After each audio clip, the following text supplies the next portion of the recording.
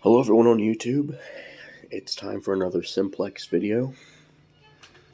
Now, I'm going to try and keep the fire alarm sound down.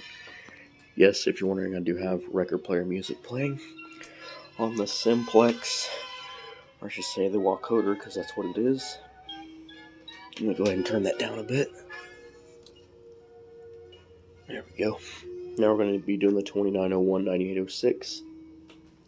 I actually want to try and do some fire drill videos with the simulations of the fire alarms, where I actually do a fire drill here at my house with, we actually have a smoke alarm, but I want to use my own fire alarm simulation, so I'm going to simulate the Simplex 9806, and this is going to be a system test.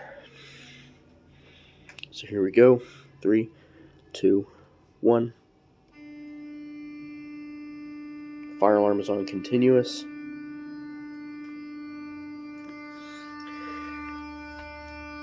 That's where the sound is.